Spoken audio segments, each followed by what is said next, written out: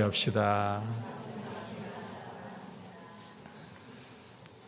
우리 친구들 추석에 맛있는 거 많이 먹었어요? 네, 반갑습니다. 오늘 보니까 우리 청소년들이 오히려 더 많은 것 같네요. 실은 오늘 말씀이 우리 어른들도 계시고 아주 작은 친구들도 같이 섞여 있지만 거의 여러분 청소년을 위한 말씀이다. 좋죠? 별로 반응이 없는 것 같아요. 길어질 수 있어요. 농담이고요. 제가 과거에는 제 자신의 성격, 기질 굉장히 싫어했습니다.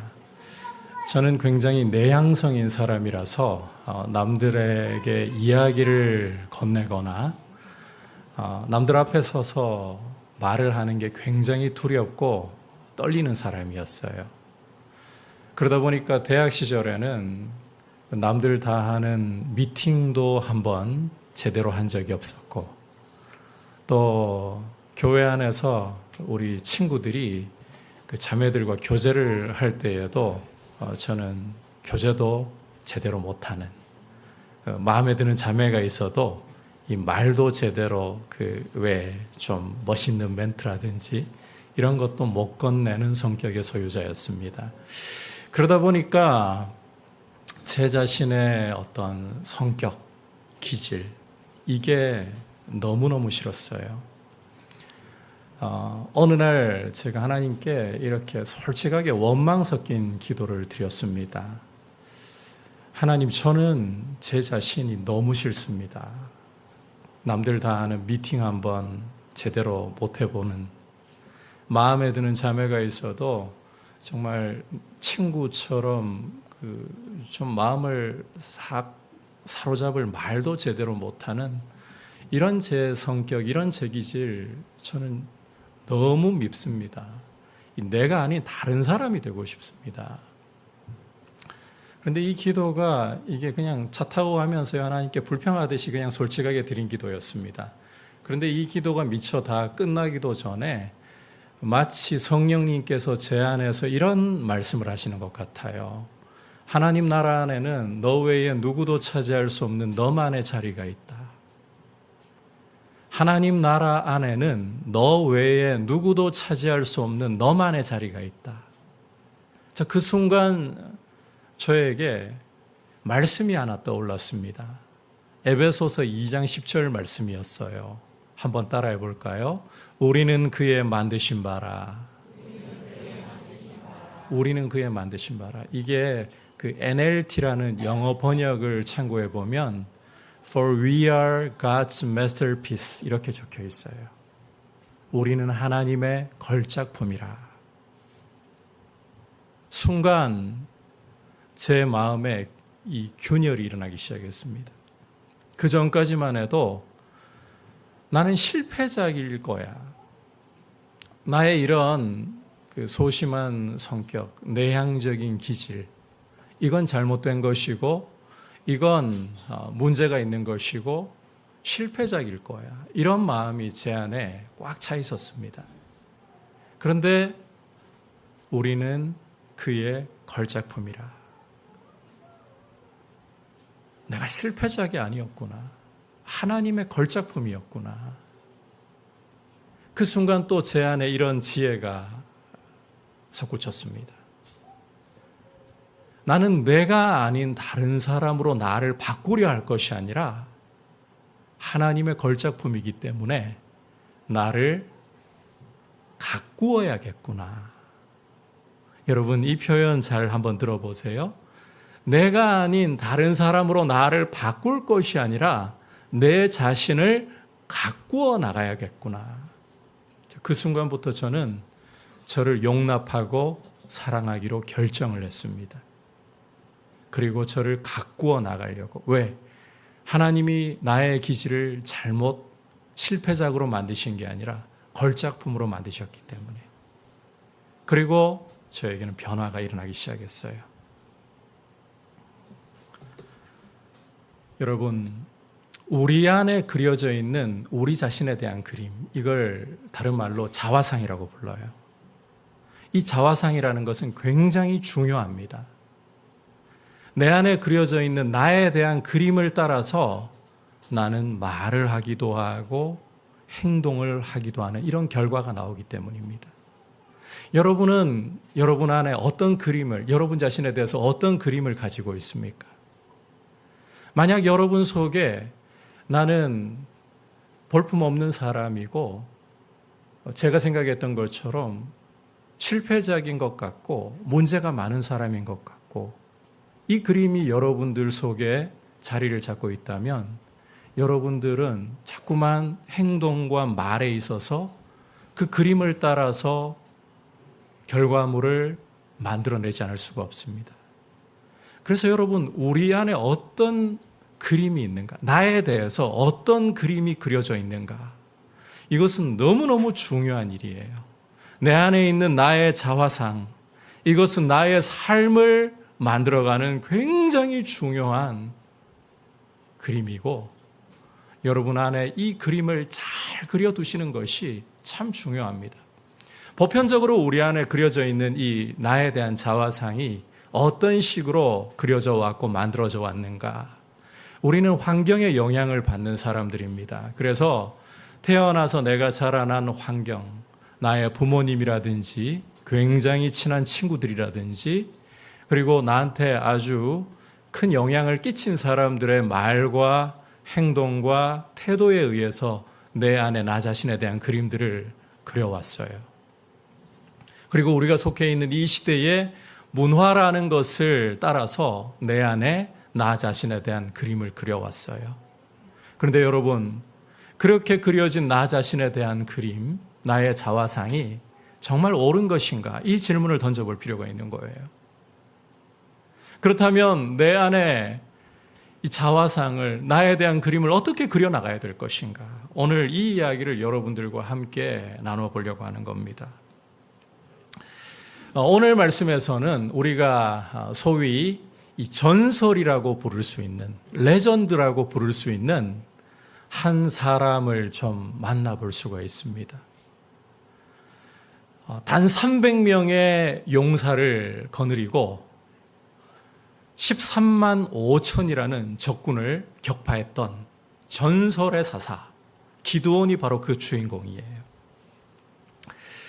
우리가 보통 기드온이라고 하면 떠올리는 게 기드온과 300명의 용사, 이 이미지가 굉장히 강하게 박혀 있죠. 그런데 우리가 성경을 자세히 읽어보면 용사라는 표현은 어울리지 않아요. 그냥 기드온 따라왔던 보통 사람들, 300명의 보통 사람들. 여러분, 이 기드온이라는 사람은 보통 사람 300명을 이끌고 적군 미디안 13만 5천 명을 철저하게 격파하고 이스라엘의 구원을 가져다 주었던 그야말로 전설적인 사사였습니다. 도대체 이 사람은 어떻게 이렇게 전설적인 사사가 될 수 있었을까? 제가 어릴 적에 시골에서 자라다 보니까요, 친구들하고 같이 어울려 놀지 않으면 할 일이 없어요. 그래서 집에 다락에 쌓여있던 책들이 좀 있었습니다. 그 중에 보면 위인전들이 간혹 섞여 있는데, 이제 이순신 장군, 대표적으로 이순신 장군 위인전 읽어보니까, 여러분, 이순신 장군 어떤 전공을 세웠나요? 명량 보셨죠? 명량이라는 영화를 보시거나 아니면 명량해전에 대한 그 이야기를 읽어보신 분들은 단 몇 척으로?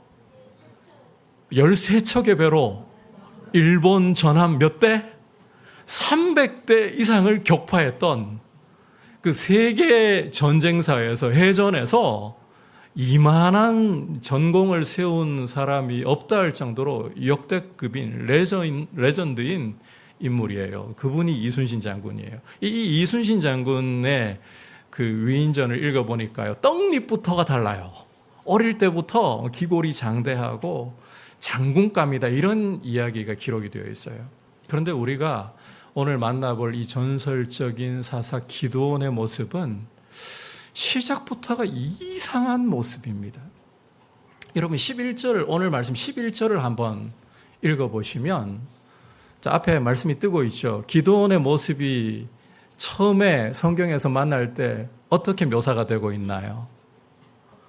밀을 타작하려고 하는데 어디에서?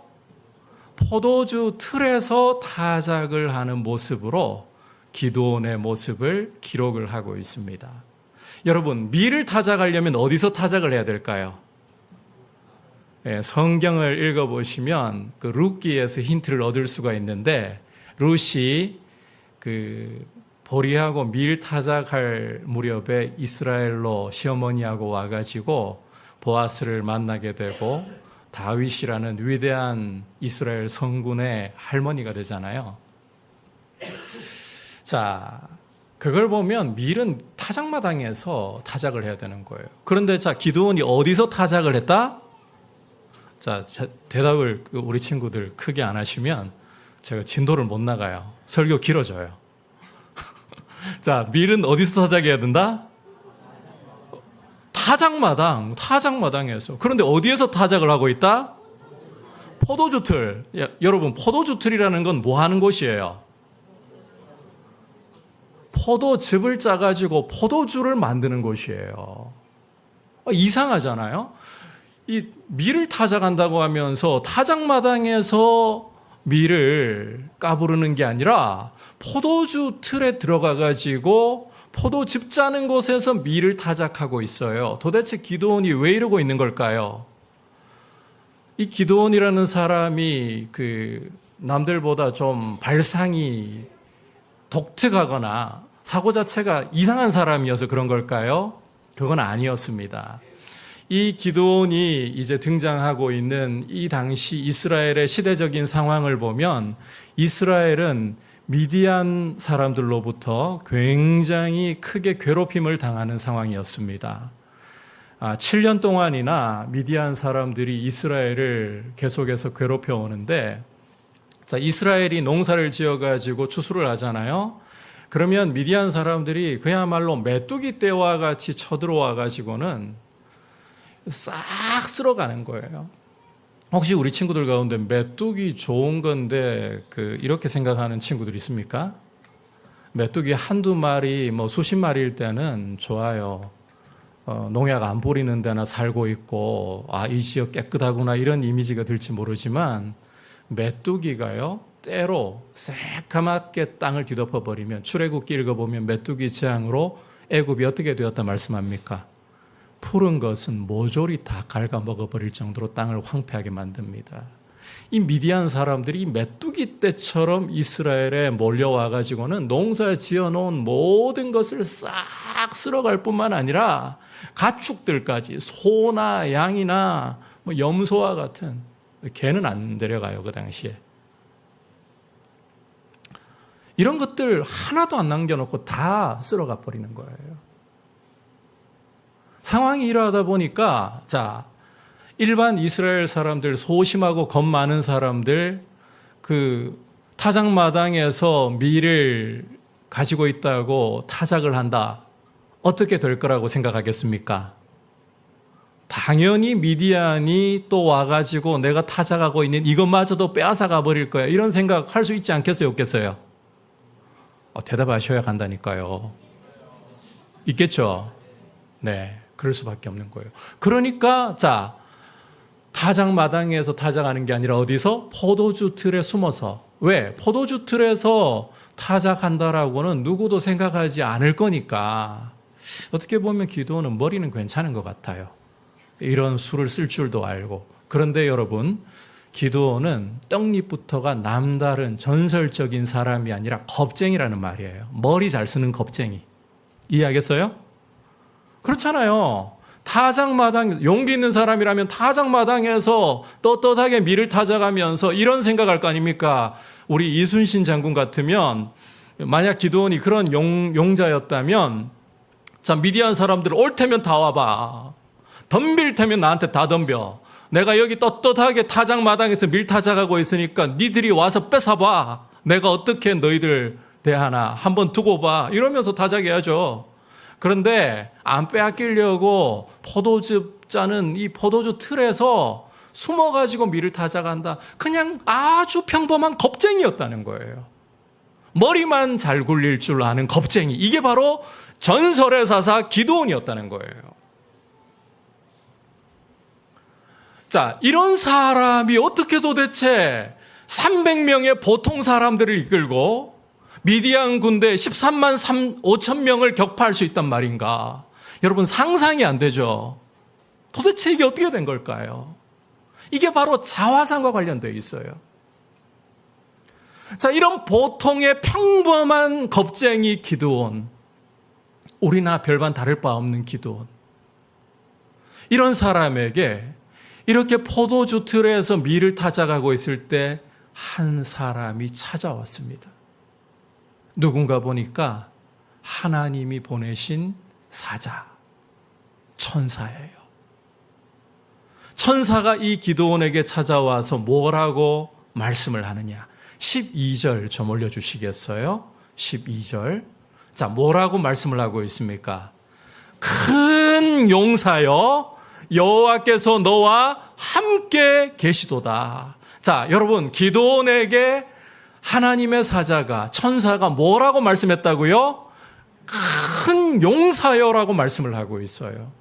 여러분, 기드온 어떤 사람? 그저 평범한 머리나 굴릴 줄 아는 겁쟁이라고 했었죠. 그런데 여호와의 사자가, 다시 말해서 하나님이 기드온에게 뭐라고 이름을 불러주시느냐? 야, 너 머리 잘 굴리는 겁쟁이 이러시는 게 아니라 큰 용사여라고 말씀을 하고 있어요. 큰 용사여. 여호와께서 너와 함께 계신다. 여러분, 지금 우리 눈앞에 보이는 기드온의 모습은 분명 소심한 겁쟁이입니다. 미디안 사람들에게 안 들키려고 자기가 가지고 있는 그 밀 안 빼앗기려고 포도주 틀에 숨어가지고 조심스럽게 두려워하면서 밀을 타작하고 있는 겁쟁이가 바로 이 기드온이라는 말이에요. 그런데 하나님께서는 이 기드온에게 찾아오셔서, 천사로 찾아오셔서 큰 용사여라고 새로운 이름을 불러주고 계시는 거예요. 그런데 놀랍게도 그 결과는 보통 사람 300명을 거느리고 미디안 저 원수 13만 5천 명의 군대를, 거대한 군대를 격파하는 결과로 이어졌다는 것입니다. 그러니까 하나님께서 기드온에게 불러주신 이 큰 용사여, 그리고 여호와께서 너와 함께 하신다, 이 새 이름과 약속이 바로 진짜 기드온의 새 이름이 되었고 기드온의 것이 되었고 그 결과를 만들어내었다는 거예요. 이걸 좀 바꾸어 말하자면 큰 용사여라는 이 새로운 이름이 기드온의 자화상이 되었다는 것입니다. 그 자화상이 바로 전쟁에서의 위대한 승리라는 결과를 가져오게 된 거예요. 여러분, 이게 기드온에게 있었던 아주 특별한 일이니까 라고 생각하는 우리 친구들이 또 있을지 모르겠습니다. 그런데 이것은 기드온만이 아니라 아브라함도 마찬가지였어요. 여러분이 창세기 17장을 읽어보시면 아브라함이 99의 나이일 때, 99세의 나이일 때 하나님께서 아브라함에게 찾아오셨습니다. 그리고는 아브라함에게 뭐라고 말씀하시는가 하면 너의 이름이 아브람. 이 아브람이라는 이름은 한번 따라해 볼까요? 존귀한 아버지. 아브라함이라는 이름은 존귀한 아버지예요. 너의 이름을 다시는 아브람이라고, 존귀한 아버지라고 하지 않고 아브라함. 아브라함은 모든 민족의 아버지라는 뜻입니다. 무슨 뜻이라고요? 모든 민족의 아버지. 아브라함, 모든 민족의 아버지라 하리라. 지금 너의 이름은 아브라함이지만, 존귀한 아버지이지만, 이제 이후로는 너를 다시는 아브라함이라고, 존귀한 아버지라고 하지 않고 아브라함, 모든 민족의 아버지, 모든 민족의 아버지라고 하리라. 그리고 여러분께서 창세기 17장 이후부터 읽어보시면 두 번 다시는 아브라함의 이름이 이전처럼 아브라함이 아니에요. 아브라함. 그리고 여러분, 성경이 어떤 결과를 보여주고 있습니까? 하나님의 약속 그대로, 말씀 그대로 아브라함에게 주신 새 이름대로 모든 민족의 아버지가 되었어요.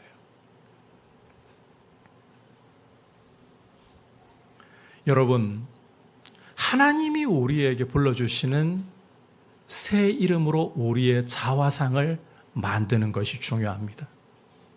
내 안에 나에 대해서 가지고 있는 그림, 나의 자화상이 무엇이냐, 이게 여러분들에게 너무너무 중요합니다. 여러분들이 어떤 일을 하다가 실패할 때 자기 머리를 때리면서 나는 바보야, 내가 하는 일이 늘 이렇지 뭐, 다른 사람들 나를 사랑하지 않을 거야, 난 실패자야. 여러분이 마음속에 이런 여러분에 대한 그림을 가진 채로 여러분의 삶을 살아가잖아요. 남들이 그렇게 보지 않아도 여러분의 삶은 자꾸만 실패자의 길로 달려가려고 해요. 내 안에 있는 그림이, 나에 대한 그림이, 자화상이 그만큼 중요하다는 거예요. 여러분, 무엇으로 여러분의 자화상을 그리고 있습니까? 주변 사람들이 나를 보면서 나에 대해서 이러저러하다라고 했던 그 말이 내 안에 자리를 잡아가지고 내 그림이 되고 있습니까?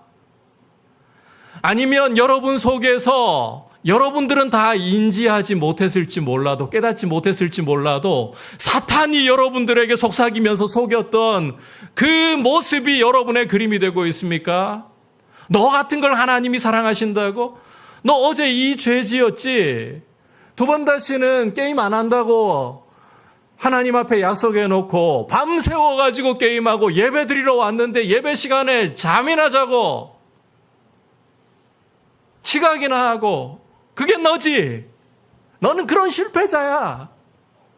여러분, 그런 사탄의 말을 나의 가슴 속에 받아들여서 내 자화상으로, 내 그림으로 만들고 있지는 않습니까?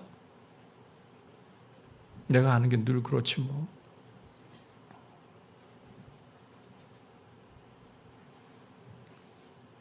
여러분, 주변 사람들이 뭐라고 평가하든지, 그리고 여러분, 내 안에서 올라오는 생각, 사탄이 내 속에서 나에 대해서 뭐라고 하든지 이게 중요한 게 아니에요.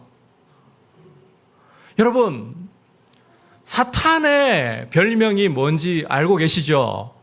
요한복음 8장 44절을 읽어보면 사탄은 스스로 이 거짓말을 하는 자예요. 배워서가 아니에요. 자기의 것으로 거짓말하는 자, 거짓의 아버지라고 예수님이 부르고 있어요. 여러분 마음속에 여러분에 대해서 올라오는 생각이 여러분들을 비난하고 여러분들을 정죄하고 여러분들을 실패자로 만들어버리는 생각이 계속 올라오면서 주저앉게 한다면, 앞으로 나아가지 못하게 만들어버리고 있다면, 여러분들에게 예수님 바라보지 못하게 하고 예수님의 가능성을 부정해버리고 있다면 그것은 사탄의 생각이에요. 사탄이 여러분 마음에 심어주는 생각이에요. 여러분 친구들이 하는 말이 중요한 게 아니에요. 심지어 때로는 부모님이 하는 말이 중요한 게 아니에요. 이 세상은 마귀가 지배하고 있기 때문에, 사탄이 지배하고 있기 때문에 사탄은 우리의 때로는 부모님을 통해서도, 우리의 사랑하는 친구를 통해서도, TV나 유튜브나 여러 가지 다양한 매체를 통해 나에 대해서 왜곡되고 잘못된 그림을 마음에 그리고 품게 만들고 있어요. 그런데 그런 거짓말을 나는 달콤한 그 속임수에 속아가지고 짓눌려가지고 내 것인 양 받아들여 버린 채 내 마음속에 나에 대한 그림을 잘못 그려가고 있어요. 그러니까 나의 말과 행동이 자꾸 그 자화상을 따라, 그림을 따라서 만들어져 나오는 거예요. 여러분, 한번 여러분들에게 묻고 싶습니다. 세상에서 유일한 진리가 무엇일까요? 오늘 여러분들에게 다시 한번 이 사실을 일깨워드리고 싶어요. 여러분, 이 세상 가운데 거짓말이 하나도 없는 순전한 진리, 완전한 진리가 무엇일까요? 오직 한 가지밖에 없습니다. 여러분, 이 부분에서 절대로 흔들리시면 안 돼요. 오직 유일한 하나님의 말씀인 성경밖에 없어요. 여러분, 이 성경 속에 있는 하나님의 말씀만이 유일한 진리이고 이 말씀만이 참이에요.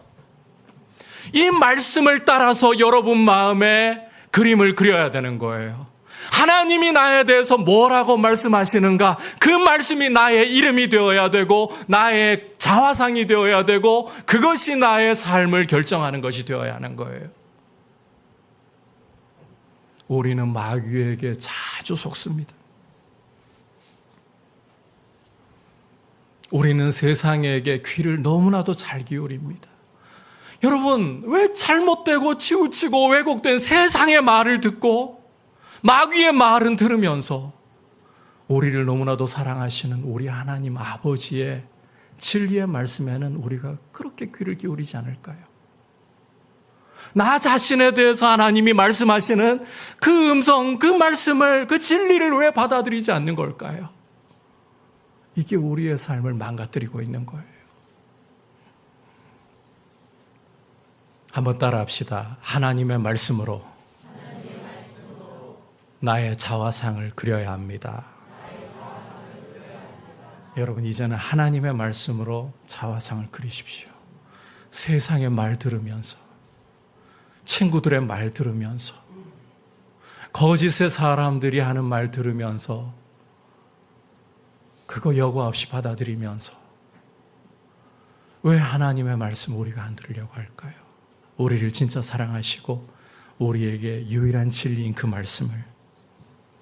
그래서 저는 오늘 여러분들에게 이렇게 하라고 말씀드리고 싶어요. 기드온도요, 하나님이 큰 용사여 하셨다고 그 자체로 바로 큰 용사가 된 거 아니었습니다. 하나님이 큰 용사로 만들어 가시는 과정이 필요했습니다. 우리도 우리 자신의 자화상을 새롭게 그리기 위해서는 과정을 거쳐야 돼요. 여러분, 이제는 아침마다 거울 보면서 여러분 화장하고 머리 빗고 우리 그 남자친구들은 보면 그냥 요즘은 그렇게 안 하죠. 우리 때는 스포츠로 학교에 가야 되니까 머리 그냥 비누로 대충 감고 털고 가면 되는데 요즘 그 거울 앞에 많이 남자들도 앉아 있죠. 그 거울 볼 때마다 하나님의 말씀으로 여러분 자신에게 이렇게 말을 해주세요. 어떤 이야기를 해줘야 되느냐? 자, 성경이 우리에 대해서 말씀하는 부분을 이야기하면서 이제 정리를 하려고 합니다. 성경이 보여주고 있는 나의 모습은 과거에는 에베소서 2장 1절을 보면 허물과 죄로 죽었던 나였다. 어떤 나였다고요? 허물과 죄로 죽었어요. 그 허물과 죄 가운데 있던 모습을 2절, 3절은 이렇게 묘사합니다. 이 세상의 풍조를 따르고 공중권세 잡은 자, 곧 불순종의 아들들 가운데 역사하는 영 마귀를 따르고 내 육체와 마음이 원하는 대로 행하여. 그러니까요, 이 세상에 이런 흘러가는 시대의 문화를 따라가고 죄악의 문화를 따라가고 우리를 속이는 마귀를 따르고 내 마음 끌리는 대로 내 육체의 쾌락을 위해 살면서 적극적으로 하나님을 반역하는 원수, 죄인, 이게 우리의 과거였어요. 여기서부터 출발해야 돼요. 그런데 여러분, 하나님의 말씀은 우리에 대해서 여기서 멈추지 않습니다. 긍휼에 풍성하신 하나님이, 긍휼에 풍성하신 하나님이, 한번 따라합시다. 그리스도와 함께 살리시고 함께 일으키시고 함께 하나님 보좌 우편에 앉히셨도다.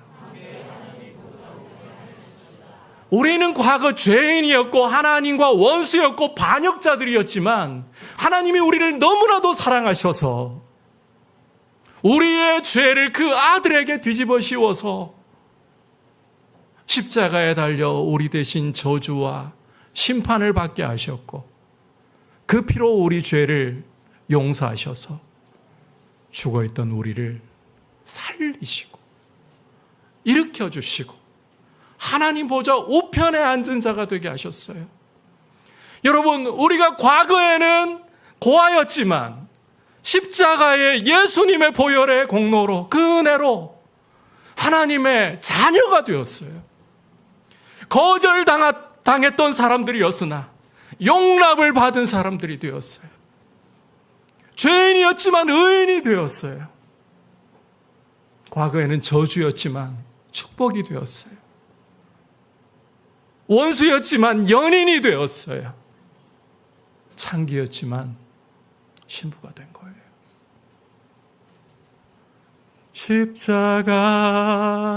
십자가에서 그는 내 이름 바꾸셨네.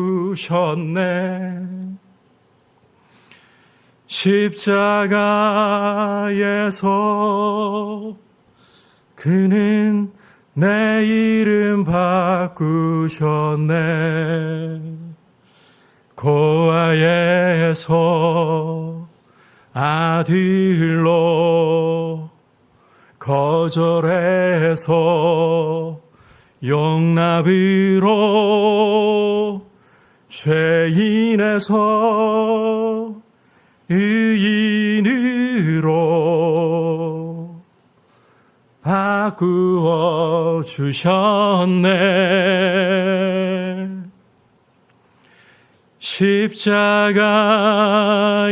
십자가에서 그는 내 이름 바꾸셨네.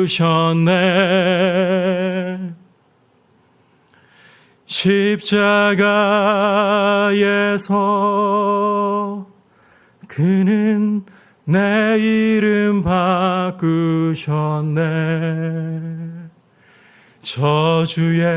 저주에서 축복으로 원수에서 연인으로 창기에서 신부로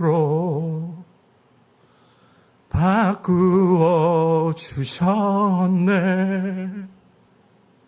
십자가에서 그분은 우리의 이름을 바꾸어 주셨습니다. 그 보혈로 우리의 이름을 바꾸어 주셨습니다. 여러분은 예수 안에서 더 이상 고아가 아니라 아들이고 거절이 아니라 용납이고